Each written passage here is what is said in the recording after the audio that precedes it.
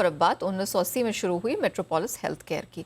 10,200 करोड़ रुपए से ज्यादा के मार्केट कैप वाली मेट्रोपोलिस देश की दूसरी सबसे बड़ी डायग्नोस्टिक कंपनियों में से एक है।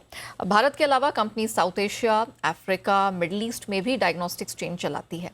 नतीजों पर अब बात कर लेते हैं। सालाना आधार पर आय देखिए 17% की बढ़ोतरी दिखी, 331 करोड़ रुपए दर्ज हुई है। मुनाफा भी 31% बढ़ा है, 42 करोड़ के आसपास ये रजिस्टर हुआ है। हालांकि जब हम मार्जिन के आंकड़े पर नजर डालते हैं तो हल्का सा दबाव यहाँ जरूर दिख रहा है। तो नतीजों के महत्वपूर्ण ट्रिगर्स क्या रहे हैं, आगे का ग्रोथ आउटलुक कैसा है, सब पर हम विस्तार से बात करेंगे।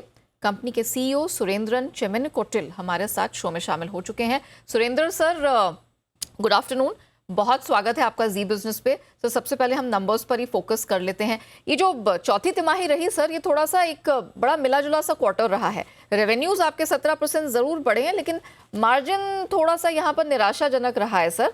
तो क्या कारण रहा है ओवरऑल, ये भी बताइए कि आपके लिए पूरा जो वित्त वर्ष है FY24 ये कैसा रहा है।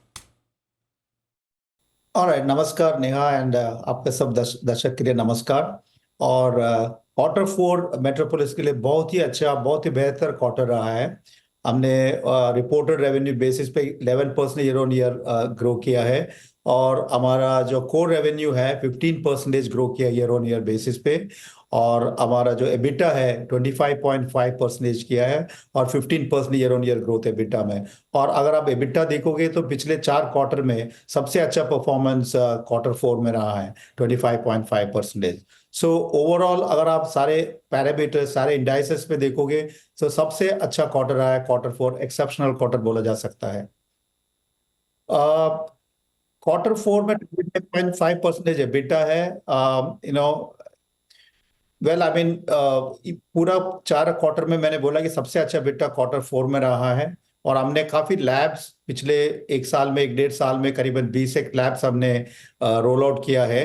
और नया जब भी लैब्स रोल आउट करता है वो थोड़ा बहुत एबिटा में इम्पैक्ट करता है। तो 1% इम्पैक्ट जो है एबिटा का, ये नया रोल आउट्स की वजह से हुआ है।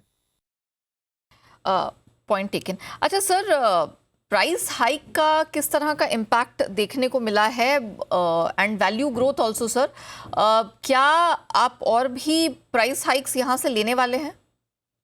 देखिए, क्वार्टर 4 में हमने प्राइस हाइक किया था।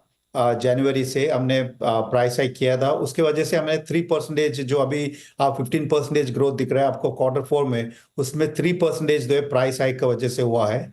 और अभी इस साल में अभी प्राइस हाइक के लिए हम लोग अभी सोच नहीं रहे हैं। जैसे मार्केट का सिचुएशन देखेंगे आगे जाके, अगर राइट अपॉर्चुनिटी मोमेंट आएंगे तो फिर एक बार प्राइस हाइक के बारे में सोचेंगे। बट अभी जो है फिलहाल हमारा वॉल्यूम ग्रो करने का है, हमारा प्रोडक्ट मिक्स ग्रो करने का है, वो अपना ग्रोथ स्ट्रैटेजी है 25 में। ओके। अच्छा सर, कोई रेवेन्यू मार्जिन गाइडेंस इस नए वित्त वर्ष के लिए आप देंगे? देखिए, हमने क्वार्टर 4 में 15% ग्रो किया। अगर पूरा साल देखेगा तो 13.3% हमारा ईयर ऑन ईयर ग्रोथ है।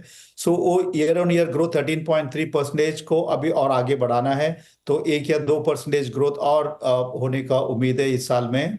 और जहाँ तक एबिटा का बात है, 25.5% एबिटा जो है 0.5% इसलिए कि 1% बढ़ सकता है पूरा साल में। सर, आपका कोर बिजनेस पेशेंट वॉल्यूम 7% की बढ़ोतरी यहाँ पर देखने को मिली है। Please correct me if I am wrong. इस पर आउटलुक क्या है सर आगे?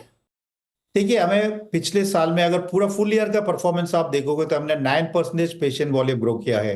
वो इंडस्ट्री में बेस्ट परफॉर्मेंस है। अगर हमारा पीयर ग्रुप से अगर कंपेयर करके देखोगे तो सबसे अच्छा परफॉर्मेंस जो इंडस्ट्री में 9% रहा है पिछले साल में वॉल्यूम ग्रोथ। और क्वार्टर 4 में थोड़ा सा सॉफ्ट हुआ है वॉल्यूम ग्रोथ, बिकॉज हमने थोड़ा सा प्राइसिंग इंक्रीज किया क्वार्टर 4, जैसे आपको मैंने बताया। वो अभी नॉर्मलाइज हो रहा है, बैक टू सिमिलर लेवल्स पे आ रहा है। लेकिन इस साल 8 to 9% पेशेंट वॉल्यूम ग्रोथ करने को उम्मीद है हमारा। अच्छा सर, अब थोड़ा सा B2B B2C पे ज़रा फोकस कर लेते हैं। दोनों में हमने देखा है कि both saw some good growth. तो अब गोइंग फॉरवर्ड यहाँ पर किस तरह का आउटलुक है सर? मुंबई में पर्टिकुलरली आप कैसी ग्रोथ एक्सपेक्ट कर रहे हैं? क्या जैसे मैंने बोला आपको एक्सेप्शनल क्वार्टर रहा है क्वार्टर फोर हमारा B2B और B2C दोनों पोर्टफोलियो अच्छे से ग्रो किया है, एक्सेप्शनल परफॉर्मेंस डिलीवर किया क्वार्टर फोर में। और आगे जाके भी बोथ पोर्टफोलियो B2C और B2B दोनों पोर्टफोलियो को आगे ग्रो करना है। हमारे लिए स्ट्रैटेजीज अलग है, B2C के लिए और B2B के लिए अलग अलग स्ट्रैटेजीज है, और उस हिसाब से हम काम कर रहे हैं। तो आपको इस साल जो है दोनों सेगमेंट B2C और B2B दोनों ग्रो करते हुए दिखेंगे आपको। और मुंबई में खास करके हमारा B2C performance 20% year on year रहा है पिछले साल, पिछले क्वार्टर में। सो मुंबई हमारा स्टार मार्केट है, हमारा फ्लैगशिप मार्केट है, उधर काफी एफर्ट्स चल रहा है और ग्रो करने के लिए। सर आपने बताया था कि लैब एक्सपेंशंस का कुछ हद तक इम्पैक्ट क्वार्टर फोर के नंबर्स में दिखा है। सर अगर आप एक क्वांटम बता सके और कोई नई ज्योग्राफीज हैं जहां पर जिस पर आपने फोकस किया है सर? बिल्कुल बता सकते हैं। हमने पिछले साल में 24 नया लैब्स ऐड किया है।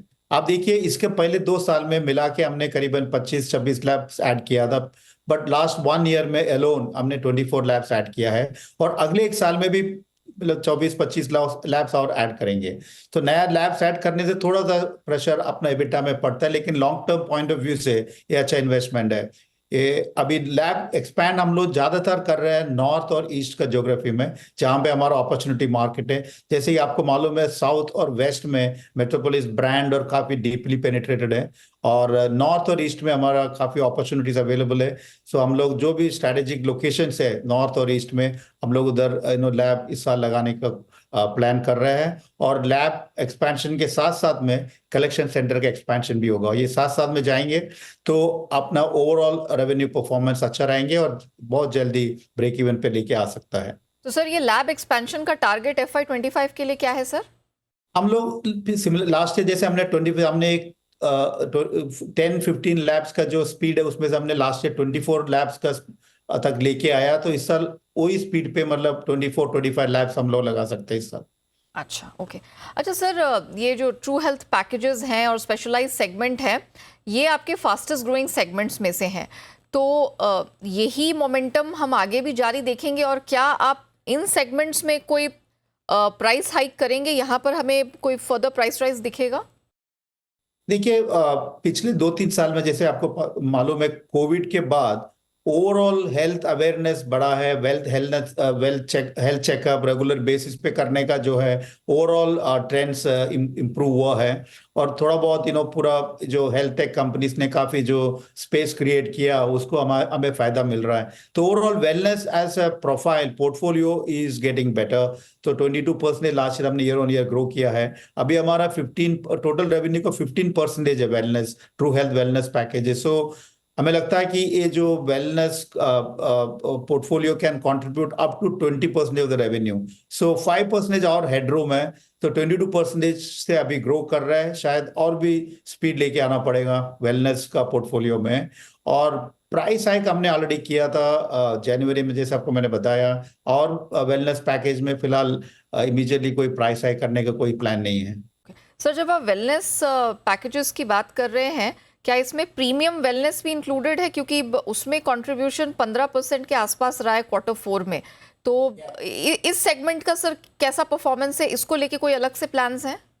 मैं जो आपको अभी बताया wellness package actually premium wellness के मैं बात कर रहा हूँ आपसे। हमारा वेलनेस पैकेजेस जो है करीबन 1000 रुपीज से शुरू हो जाता है, और डिफरेंट मार्केट में डिफरेंट प्राइसिंग है। It goes up to even 15,000 rupees wellness package. So different market में डिफरेंट प्राइसिंग है, डिफरेंट सेगमेंट के लिए, डिफरेंट कस्टमर पोर्टफोलियो के लिए डिफरेंट वेलनेस पैकेज हम लोग ऑफर करता है। सो जो टोटल जो 15% रेवेन्यू जो मैं आपको कह रहा हूँ वो पूरा wellness including premium wellness and other true health packages. अच्छा Surendran sir, thank you so much हमारे साथ जुड़ने के लिए और इतने बेहतरीन तरीके से विस्तार से ना सिर्फ नतीजों पर बल्कि आगे के आउटलुक पर भी हमसे बात करने के लिए आपका बहुत बहुत धन्यवाद।